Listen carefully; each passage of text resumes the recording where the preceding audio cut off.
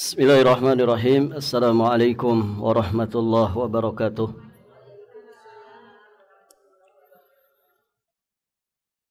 Alhamdulillahilladzi arsala rasulahu bil huda wa dinil haqq liyudhhirahu 'ala ad-dini kullih. Wa kafa billahi shahida. Asyhadu an la ilaha illallah wahdahu rabbi la syarikalah. Wa asyhadu anna Muhammadan abduhu wa rasuluh, amma ba'd. Allahumma inna nas'aluka ilman nafi'an wa rizqan tayyiban wa amalan mutaqabbala.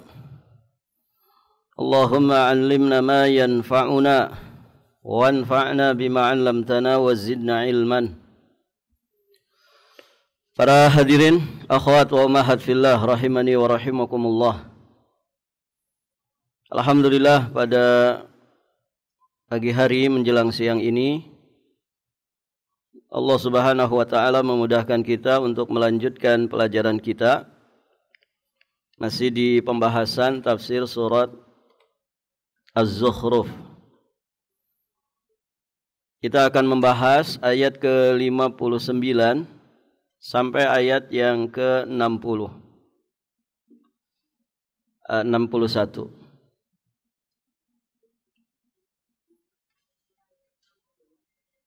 Allah Subhanahu wa taala berfirman, ba'da a'udzu billahi as-sami'il 'alim minasy syaithanir rajim. In huwa illa 'abdun an'amna 'alaihi وَجَعَلْنَاهُ مَثَلًا لِبَنِي إِسْرَائِيلَ وَلَوْ نَشَاءُ لَجَعَلْنَا مِنْكُمْ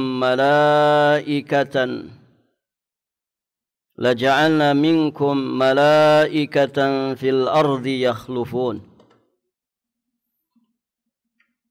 وَإِنَّهُ لَعِلْمٌ لِلسَّاعَةِ فَلَا تَمْتَرُنَّ بِهَا وَاتَّبِعُونِ Hadza siratun mustaqim.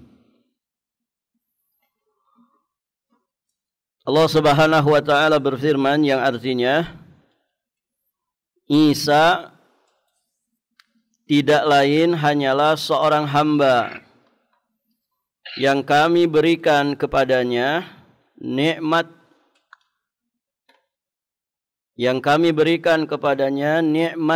kenabian dan kerasulan. Dan kami jadikan dia sebagai tanda bukti kekuasaan Allah untuk Bani Israel.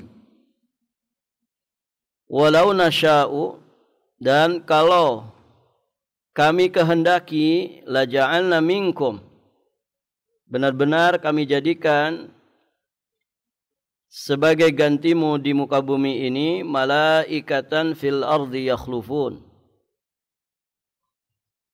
Dan kalau kami kehendaki, benar-benar kami jadikan sebagai gantimu di muka bumi ini adalah para malaikat yang turun-temurun.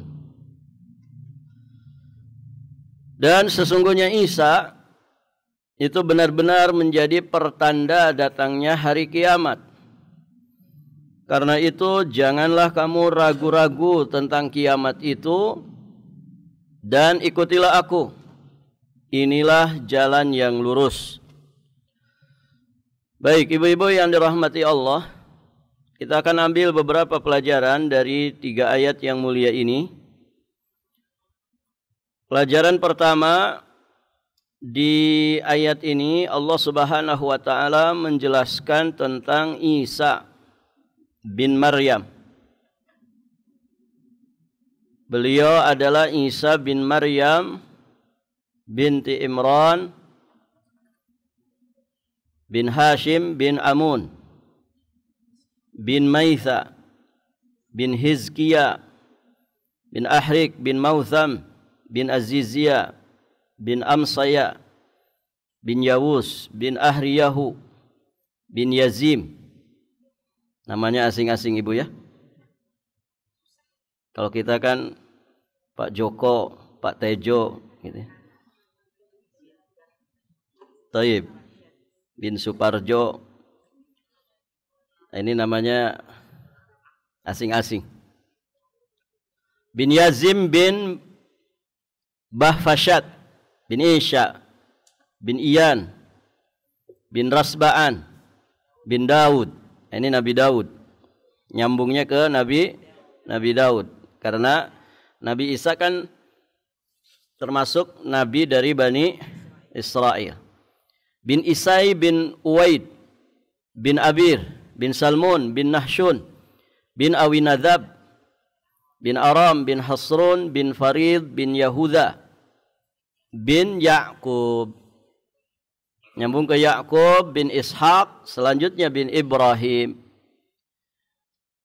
Dari Ibrahim bin Tarikh, yakni Azar bin Nahur bin Sarug bin Raghu bin Falig bin Abir bin Shalih bin Arfakhashad bin Sam bin Nuh bin Lamik bin Matushalakh bin Khanuk. Khanuk ini Idris bin Yarid bin Mihlail bin Kinan bin Anush bin Sith bin Adam. Ada yang bisa nulis nasabnya begini, Bu? Sampai Nabi Adam.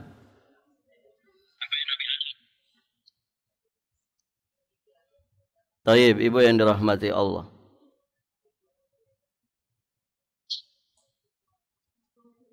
Banyak ya kitab-kitab yang menjelaskan tentang Ansabul Anbiya. Ini saya nukilkan dari kitab A'mar wa Ansabul Anbiya karya Jihad Muhammad Hajjaj. Taib, ibu-ibu yang dirahmati Allah. Nah, ini Nabiullah Isa alaihi salam. Kalau kita nyambung enggak ke Nabi Adam? Nyambung, Bu? Nyambung. Kita ini semua Bani Adam.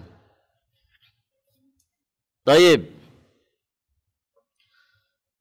Di dalam ayat ini Allah Subhanahu wa taala menjelaskan tentang kemuliaan dan keistimewaan Isa alaihi salam. Taib, ibu-ibu yang dirahmati Allah, juga kedudukannya yang sangat tinggi. Ya, di antara keistimewaan Nabi Isa itu beliau diciptakan oleh Allah tanpa ayah. Ya kan, Ibu? Nabi Adam alaihi salam tanpa ayah dan ibu. Nabi Isa alaihi salam ada ibunya tapi tidak ada ayahnya. Beliau juga diistimewakan dengan diberi wahyu, diberi ilmu, diberi hikmah, serta berbagai kelebihan di atas manusia biasa dengan beragam macam mukjizatnya yang sudah kita pernah bahas di ayat-ayat sebelumnya. Taib, ibu-ibu yang dirahmati Allah. Dan tentu kedudukan yang paling istimewa, kemuliaan yang paling tinggi yang beliau dapatkan adalah gelar yang Allah sematkan kepada dirinya, yakni abdun. In huwa illa abdun. Beliau itu adalah hamba Allah. Ini sejatinya adalah gelar yang begitu istimewa. Karena kita menghamba kepada zat yang maha mulia. Rasulullah dikatakan sebagai juga Abdullah. Nah, Nabi Isa juga demikian. Beliau itu abdun. Abdun yang seperti apa? An'amna alaihi. Yang telah kami berikan kepadanya nikmat. Jadi beliau itu hamba Allah, namun bukan sembarang hamba. Ada nikmat khusus yang Allah Subhanahu wa taala berikan kepadanya, yakni beliau diangkat sebagai nabi dan rasul Allah Subhanahu wa taala. Ditambah lagi beliau itu menjadi tanda bukti masalal li Bani Israel. Beliau menjadi tanda bukti kekuasaan Allah Subhanahu wa taala bagi Bani Israel. Tanda bukti kekuasaan Allah Subhanahu wa taala bagi beliau, ibu-ibu yang dirahmati Allah. Tadi ya, beliau itu adalah seorang manusia yang tanpa ayah. Beliau diistimewakan dengan wahyu, ilmu, hikmah, dan juga beragam macam mukjizat. Taib, ibu-ibu yang dirahmati Allah.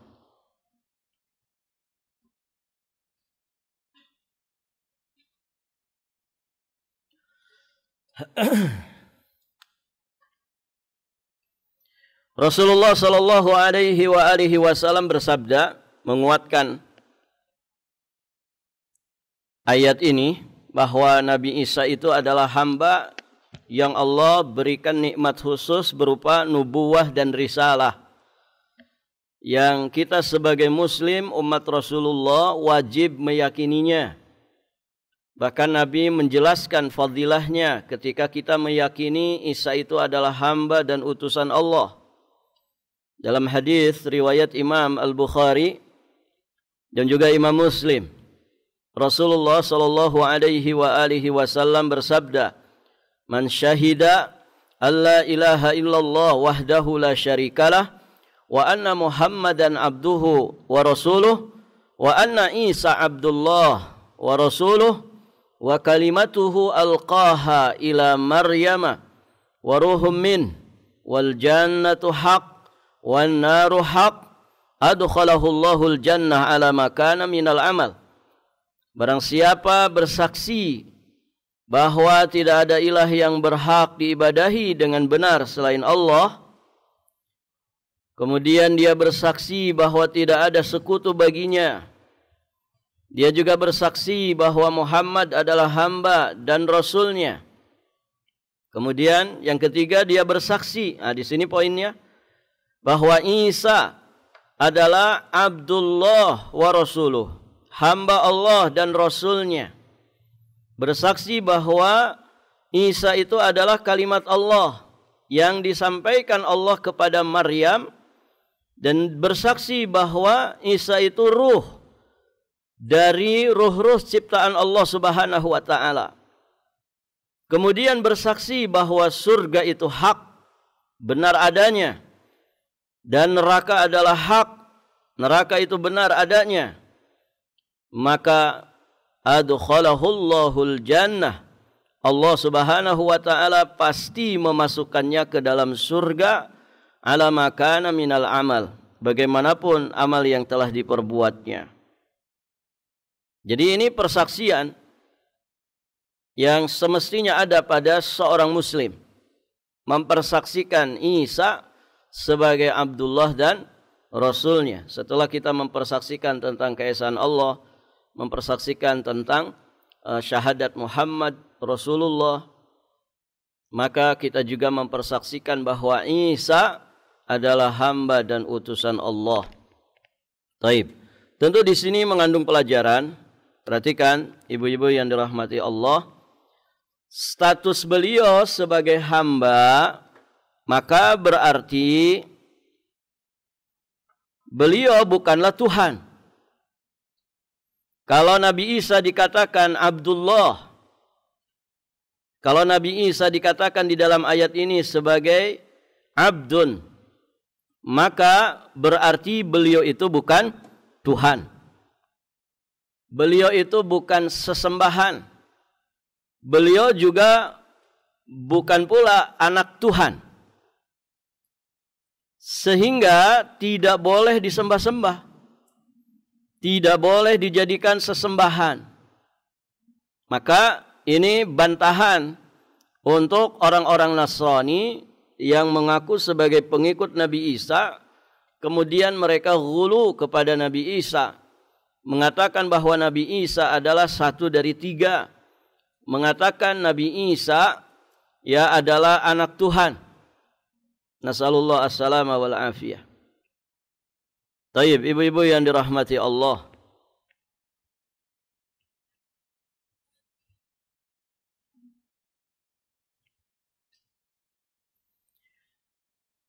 Kemudian status beliau sebagai Nabi dan Rasul Allah berarti beliau tidak boleh direndahkan.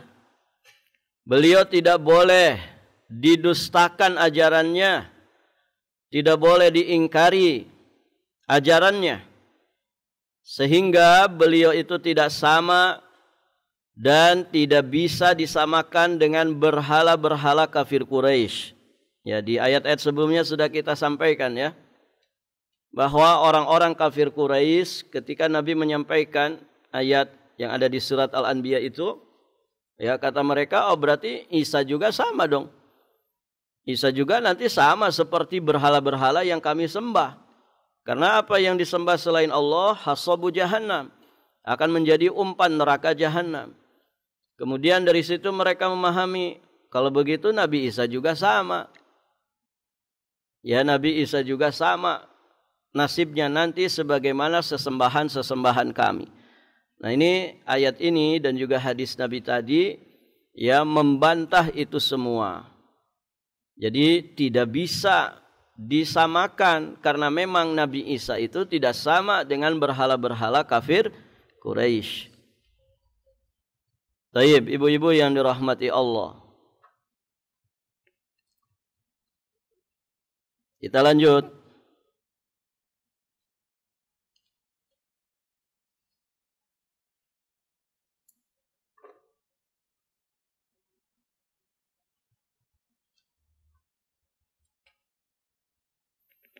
Sebentar, ini ayat 60 Bu ya. Kayaknya belum kebahas faedahnya.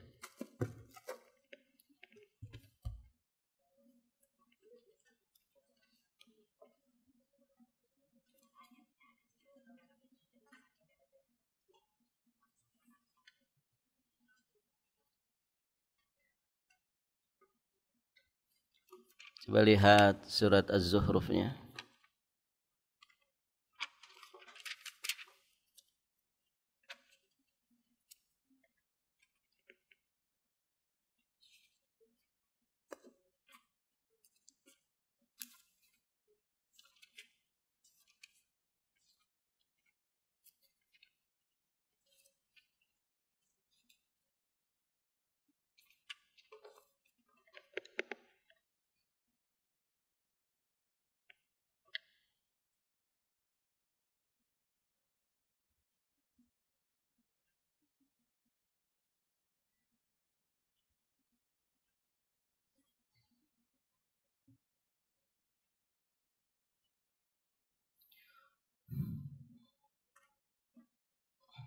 Iya, ayat ke-60-nya kelewat.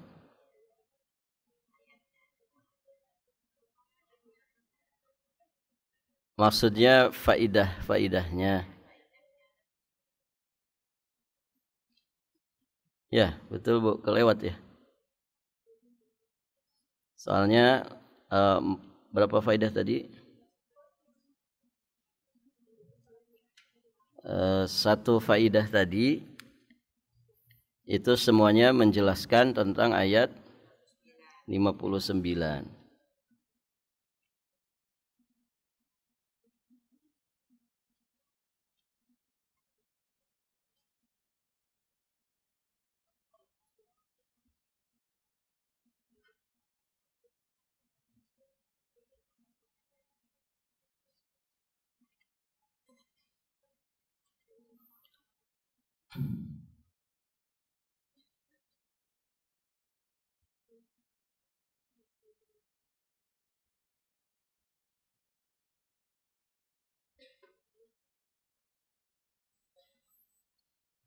Ya, nanti saya perbaiki, saya ringkaskan lagi. Kita bahas dulu ayat 60. Ayat 60-nya kelewat.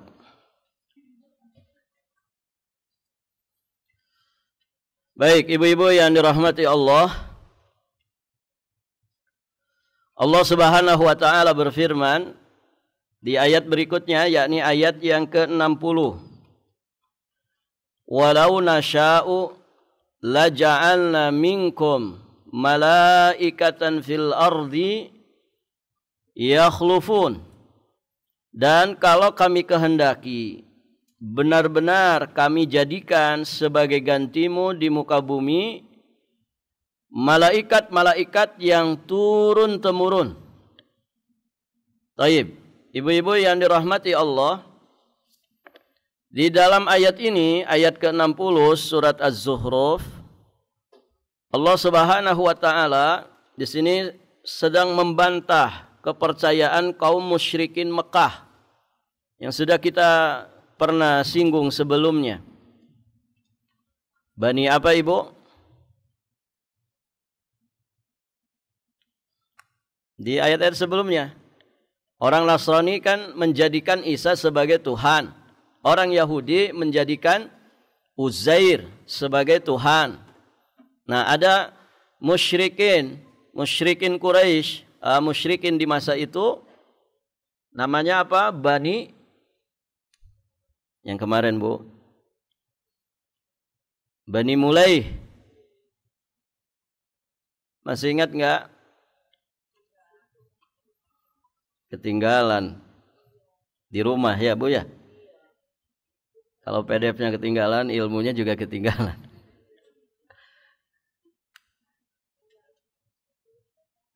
Yang kemarin, Ibu, ayat berapa itu?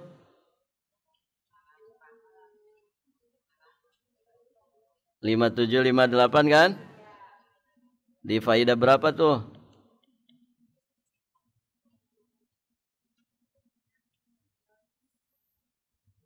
Di faidah pertama ayat 57. Ya kan? Ibnu Za'bari yang kemudian bertanya kepada Nabi, "Fahadhihin nasara ta'budu Isa wa hadhihil yahud ta'budu Uzairan wa hadhihi banu Mulaih ta'budul malaikah." Jadi ketika Nabi menyampaikan surat Al-Anbiya ayat 98 itu, "Innakum wa ma ta'buduna min dunillah hasabu jahannam antum laha waridun." Sesungguhnya kamu dan apa yang kamu sembah selain Allah adalah umpan neraka jahanam. Kamu pasti masuk ke dalamnya. Nah, kata Ibnu Zaba'ri, loh, bukankah Nasrani menyembah Isa? Bukankah orang-orang Yahudi menyembah Uzair? Bukankah musyrikin Bani Mulaih mereka itu menyembah malaikat? Apakah Isa, Uzair dan malaikat ini juga akan menjadi kayu bakar neraka jahanam? Ya, sebagaimana halnya berhala-berhala kami ini. Nah itu. Nah, di ayat ke-60 ini, perhatikan Ibu, di ayat ke-60 ini Allah Subhanahu wa taala membantah kepercayaan kaum musyrikin Mekah tentang malaikat, bahwa malaikat itu anak Allah yang harus disembah. Malaikat itu katanya banatullah, anak-anak perempuannya Allah, harus disembah. Ya, mereka menyembah malaikat. Taib, ibu-ibu yang dirahmati Allah. Nah, berarti ini mirip-mirip musyrikin Bani Mulaih ini mirip-mirip dengan orang-orang Nasrani yang menyembah Nabi Isa. Karena orang-orang Nasrani mereka juga mengatakan Isa itu ibnullah. Isa itu adalah anaknya Allah, anak Tuhan.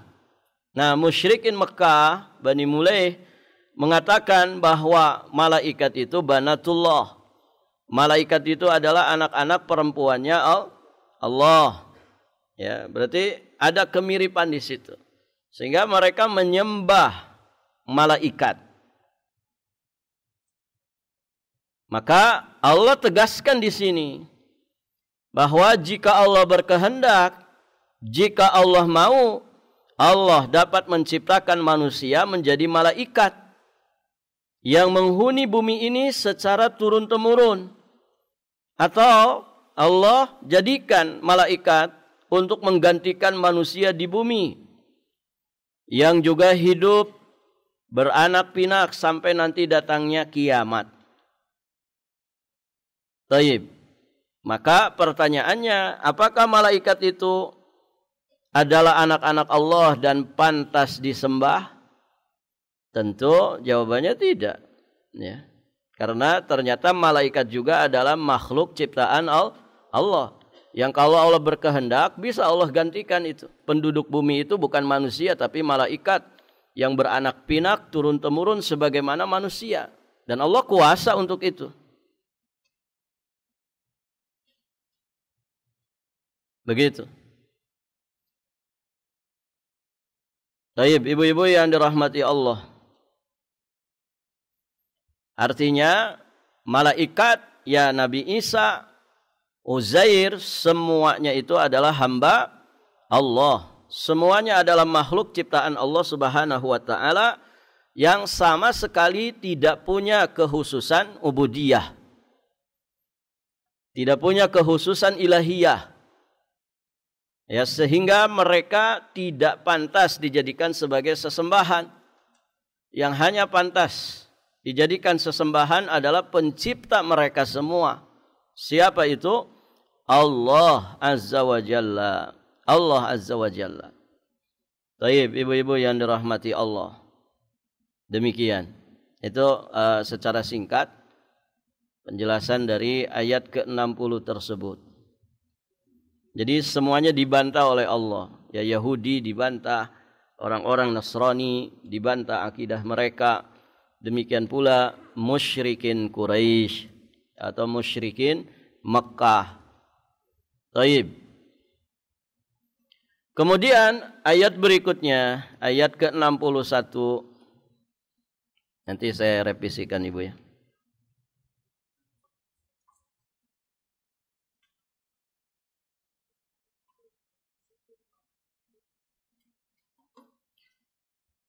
Di ayat 61 Allah Subhanahu wa taala berfirman, "Wa innahu la'ilmul lis-sa'ah, fala tamtarunna biha wattabi'un, hadza siratum mustaqim." Dan sesungguhnya Isa itu benar-benar menjadi pertanda datangnya hari kiamat. Karena itu janganlah kamu ragu-ragu tentang kiamat itu. Dan ikutilah aku, inilah jalan yang lurus. Pada ayat ini Allah kembali menjelaskan di antara kelebihan lainnya yang diberikan kepada Nabi Isa alaihissalam. Apa itu? Beliau itu ilmul lis-sa'ah. Turunnya beliau pada akhir zaman nanti itu menjadi pertanda dekatnya kiamat. Turunnya Nabi Isa alaihissalam itu sudah ditegaskan oleh Allah di dalam beberapa ayat, juga ditegaskan oleh Nabi dalam beberapa riwayat hadis. Ya, di Al-Qur'an selain ayat ini, Ibu bisa juga lihat surat An-Nisa ayat 58. Kemudian surat Ali Imran ayat 55. Boleh ada yang membacakan? Surat An-Nisa ayat 58. Silakan baca, Bu.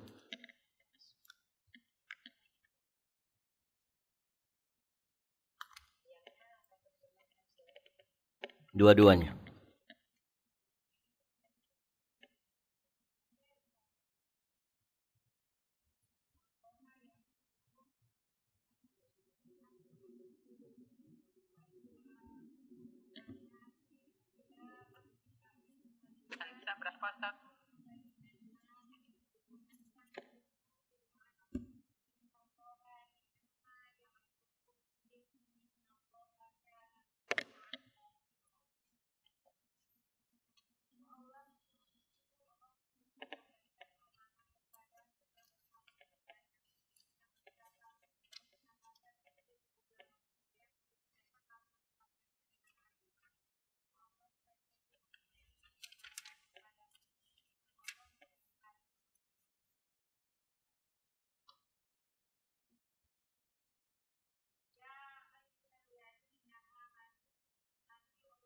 Baik, sebentar Ibu. An-Nisa ayat 58. Ya. Ya, sebentar, ini ayatnya pas tidak?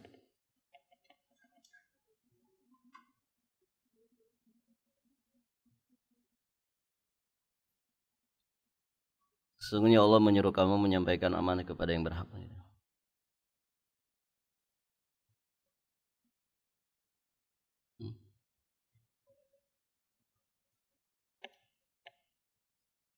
Iya.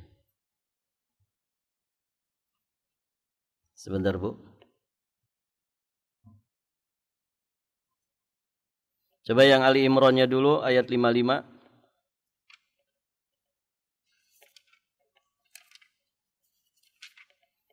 Ini kan tentang turunnya Nabi Isa sebagai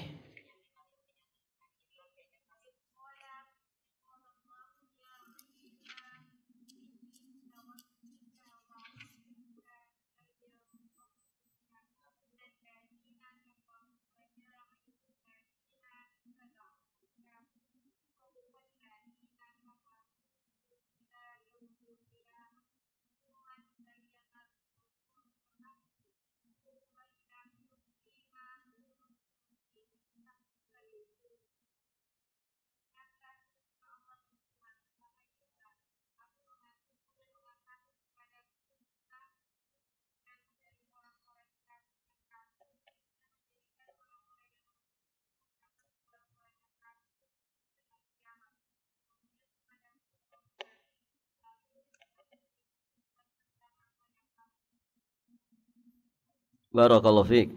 Jazakillah khair. Ali Imran ayat 55, perhatikan.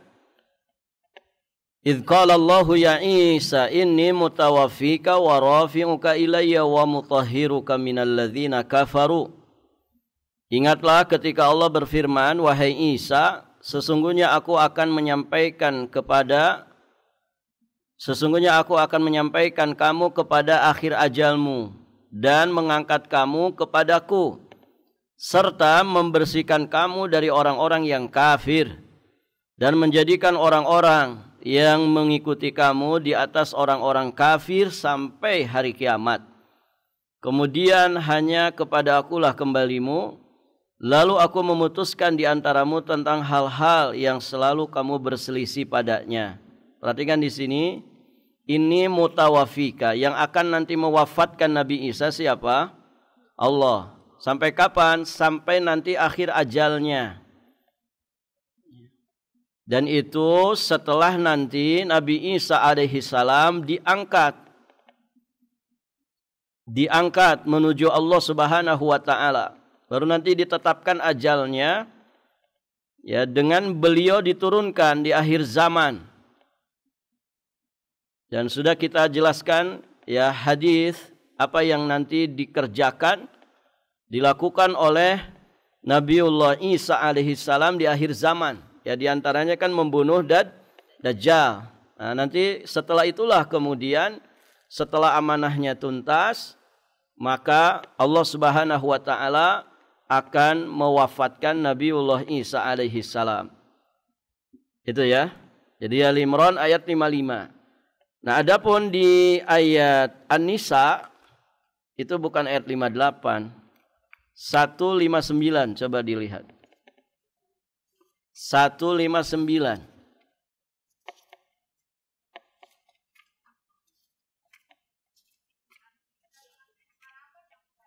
158, 159. Coba lihat.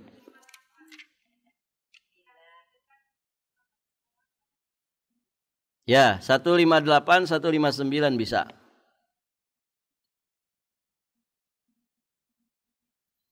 Barrafa'ahullah, saya bacakan aja ya. Barrafa'ahullah ilaih. Atau dari 157, Ibu.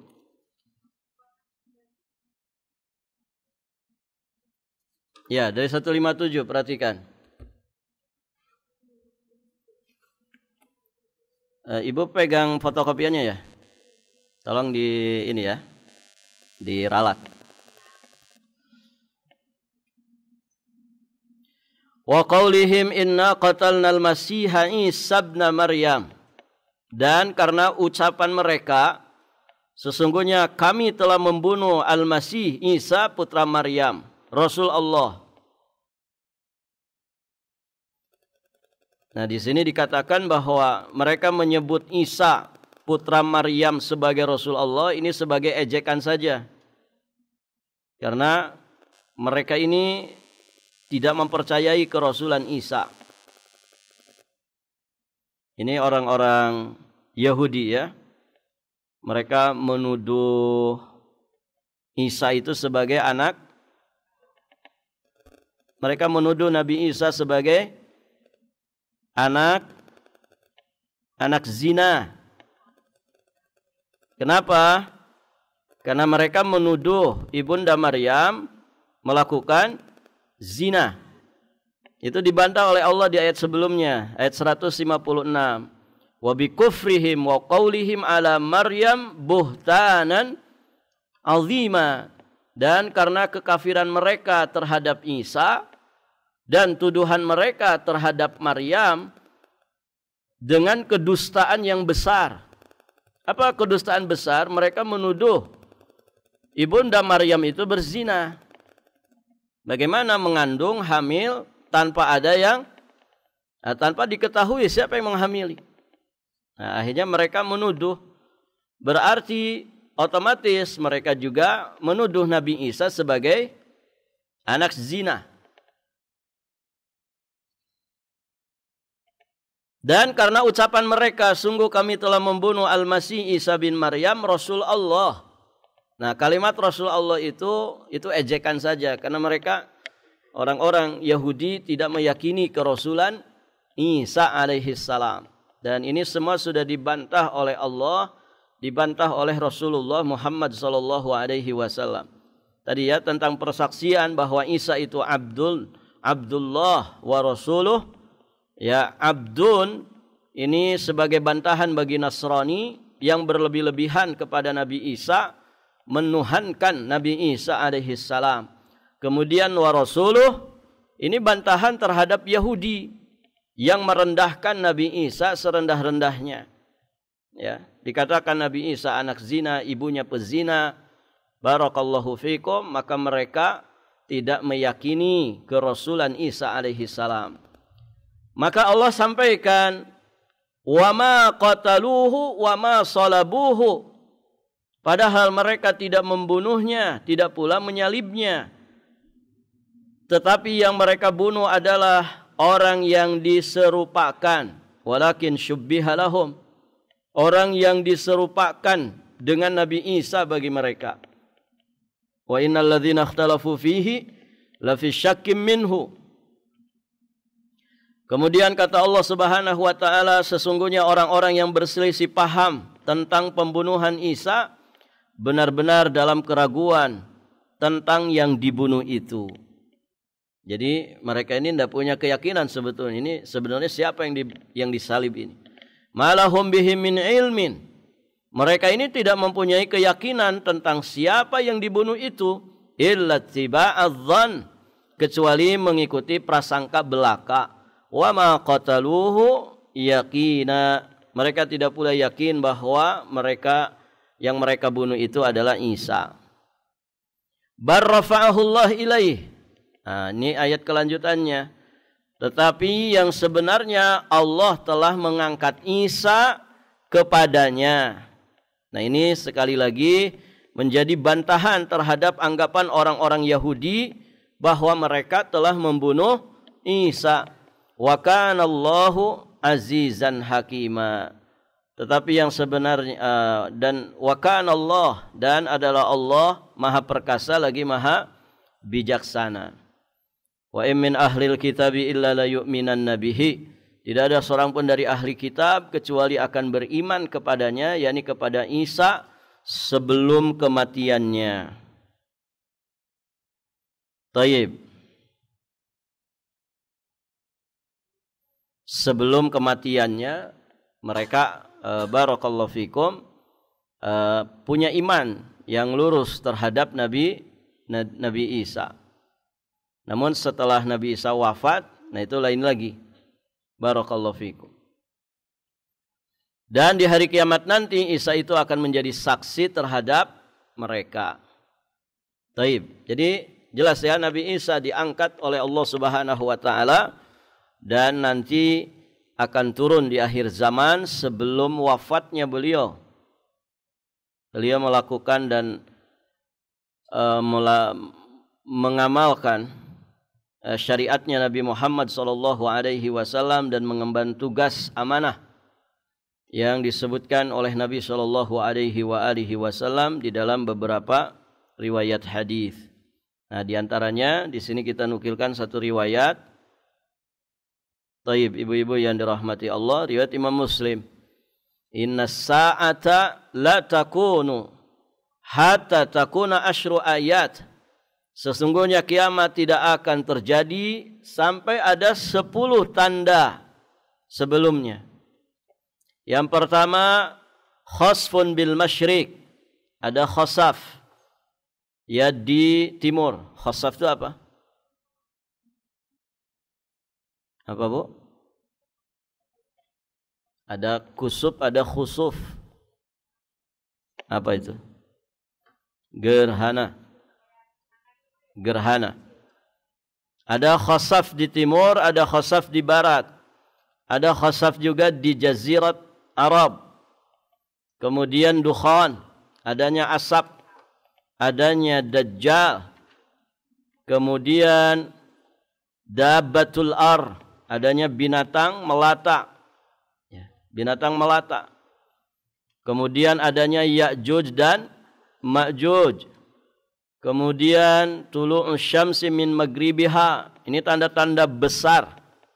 Tanda-tanda besar ya dari peristiwa kiamat atau peristiwa menjelang kiamat. Kemudian terbitnya matahari dari barat. Berikutnya wanarun takhruju min qu'rati adn tarhalun nas. Api yang keluar dari jurang Aden yang menggiring manusia. Aden itu apa? Aden itu satu wilayah di negeri Yaman. Satu wilayah di negeri Yaman. Ada dia di ini Ibu ya, di semenanjung. Maksudnya yang berbatasan langsung dengan laut, ya samudra apa ini yang di selatan nih? Hindia ya. Samudra Hindia yang berbatasan dengan Samudra Hindia. Laut selatan itu kan Samudra Hindia. Taib. Kalau kita laut apa ini, Bu? Kita mah bukan samudra, kita enggak berbatasan dengan samudra. Kita berbatasannya dengan laut-laut yang menjadi selat. Nah, laut yang dengan Balikpapan ini Selat Makassar arah timurnya. Kalau ke selatannya itu berbatasan dengan Laut Jawa, gitu ya. Laut Jawa. Taib. Makanya ombaknya tidak terlalu besar. Kalau yang berbatasan langsung dengan samudra, ya seperti pesisir-pesisir selatan, nah itu ombaknya gede. Taib. Sampai mana tadi? Ya, Aden. Ya, Aden itu salah satu provinsi di negeri Yaman. Dan di situ banyak minyak. Makanya kemarin kan diserang sama Houthi. Karena di situ termasuk kekayaan di negeri sana. Dan dulu pun ketika aman, ya memang disitulah tempatnya minyak, tempatnya gas. Berbatasan langsung dengan laut. Dan termasuk kotanya, termasuk kota yang besar, Aden. Nah itu termasuk wilayah yang disebut di dalam wahyu. Bahwa nanti akan muncul api yang menggiring manusia dari Aden, dari jurang yang ada di Aden. Allahu a'lam, sebagian penelitian sudah membuktikan itu. Jadi di wilayah Aden itu seperti ada kawasan yang lapisan bawah tanahnya itu berapi, begitu ya, berapi. Dan memang diprediksi suatu saat nanti ini akan muncul nih api ini. Dan disinilah kita memahami maha benar Allah dengan segala wahyunya. Ya, tanpa ada pengkajian penelitian itu pun seorang mukmin ya sudah beriman dengan asyratus saah. Dia beriman dengan tanda-tanda kiamat. Ya, baik tanda-tanda kiamat yang kecil ataupun tanda-tanda kiamat yang besar. Kemudian di redaksi yang lain dikatakan wal asyiratu tanda yang ke-10 dari tanda-tanda besar kiamat, nuzulu Isa bin Maryam alaihi salam, yakni turunnya Isa bin Maryam alaihi salam. Nah, kemarin kita sudah jelaskan ya apa saja yang dilakukan oleh Nabi Isa ya di akhir zaman itu. Di antaranya adalah membunuh Dajjal, kemudian membawa kemanfaatan, kemaslahatan yang begitu luar biasa, kemakmuran bagi manusia ya, sampai-sampai ya untuk menyalurkan zakat itu begitu susah. Kenapa? Karena manusia saat itu subur makmur, berkelimpahan, susah cari orang miskin. Kalau sekarang nyari orang miskin susah atau gampang, Ibu? Gampang atau susah? Gampang. Yang susah itu cari apa? Cari orang kaya gitu ya. Yang pura-pura kaya banyak. Apalagi cari orang kaya yang dermawan. Nah, itu lebih susah lagi. Taib, ibu-ibu yang dirahmati Allah.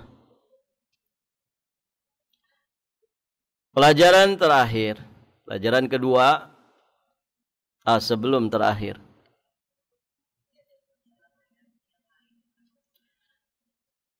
Pelajaran kedua dari ayat 61 tadi, kewajiban beriman kepada yaumul akhir beserta tanda-tanda yang mengiringinya.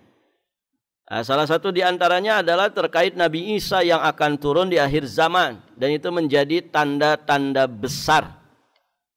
Tanda-tanda besar kiamat. Artinya kalau Nabi Isa sudah turun, itu sudah sangat dekat. Jadi ya di antara iman kepada yaumul akhir, cakupannya adalah kita pun beriman kepada asyratnya. Asyratus sa'ah, tanda-tanda yang mengiringi kiamat. Di surat Muhammad ayat 18 Allah Subhanahu wa taala berfirman, "Fahal yanzurun illa as-sa'ah an ta'tiyahum baghtah faqad jaa'a asyratuha fa anna lahum idza ja'atuhum dzikrahum." Maka tidaklah yang mereka tunggu-tunggu melainkan hari kiamat, yakni kedatangannya kepada mereka secara tiba-tiba. Karena sesungguhnya telah datang tanda-tandanya, maka apakah faidahnya bagi mereka kesadaran mereka itu apabila hari kiamat itu sudah datang. Kalau kiamat sudah terjadi, ya jelas pintu taubat tertutup. Mereka mau sadar, nangis darahkah, ya sujud-sujud kepada Allah, tidak ngefek, nggak dianggap. Ya, matahari terbit dari arah barat saja itu sudah menjadi pertanda tertutupnya pintu taubat. Pelajaran terakhir kita ambil dari fala tamtarunna. Tadi kewajiban beriman kepada yaumul akhir tidak boleh ragu sedikit pun, diambil dari kalimat fala tamtarunna biha. Kemudian wattabi'uni hadza siratim mustaqim. Ini kewajiban mengikuti para rasul Allah, terkhusus Rasul Muhammad sallallahu alaihi wa alihi wasallam. Kenapa? Karena para nabi dan rasul dinyatakan sebagai orang-orang yang berada di jalan yang lurus. Ya, lihat surat Fatihah ayat 67. Ayat 6 sampai 7. Ihdinas siratal mustaqim. Siratal ladzina an'amta 'alaihim ghairil maghdubi 'alaihim waladdallin.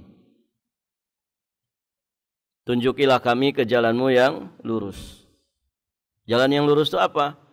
Tafsirnya di ayat ke-7-nya. Jalan yang telah ditempuh oleh orang-orang yang telah engkau beri nikmat. Bukan jalan orang-orang yang engkau murkai, bukan pula jalan mereka yang tersesat. Siapa ini? Orang-orang yang dinyatakan telah diberi nikmat oleh Allah, tidak dimurkai dan tidak tersesat. Ada di surat An-Nisa ayat 69. Di surat An-Nisa ayat 96, ayat 69. Ada error ini. Minum dulu, Bu.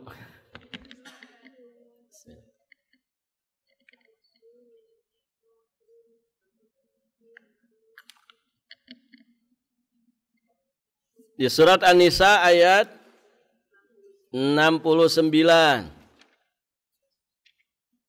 Allah Subhanahu wa taala berfirman, "Wa may yuti'illaha war rasulah." Dan barang siapa yang mentaati Allah dan Rasulnya, faulaika, maka mereka itulah ma'alladzina, yang akan bersama dengan orang-orang an'amallah alaihim, yang telah Allah beri nikmat atas mereka. Siapa saja itu? Minan nabiyyin was-siddiqin wasyuhada'i was-salihin wa hasuna ulaika rafiqa, yaitu para nabi, para siddiqin, para syuhada, kemudian para salihin. Nah, jangan keluar dari golongan mereka ini. Jangan keluar. Ya, karena ibu-ibu yang dirahmati Allah, mereka itulah teman yang sebaik-baiknya. Wa hasuna ulaika rafiqa. Jadi jangan keluar dari 4 golongan ini. Maka berbahagialah mereka yang menjadi ashabun Nabi, sahabat-sahabatnya Nabi, hawariyun, yang mendampingi ya Nabi dan Rasul, karena tentu mereka lebih istimewa. Barakallahu fikum. Taib, ibu-ibu yang dirahmati Allah. Nah, 4 golongan manusia inilah yang dinyatakan telah mendapatkan nikmat dari Allah Subhanahu wa taala, dan dinyatakan mereka itulah orang-orang yang berada di atas jalan yang lurus. Adapun selain mereka, minal kafirin wal musyrikin wal mujrimin wal munafiqin, ya, maka ibu-ibu yang dirahmati Allah, ya, mereka orang-orang yang berbelok dari siratal mustaqim, dan mereka itulah orang-orang yang dimurkai atau orang-orang yang tersesat. Nas'alullah al-afwa wal afiyata wassalamah fid dunya wal akhirah. Baik, ibu-ibu yang dirahmati Allah, alhamdulillah sampai di sini pelajaran kita. Nanti semoga saya bisa revisi ini beberapa kesalahan, kemudian yang terlewat ringkasan faidahnya. Ayat 60 ya, yang terlewat.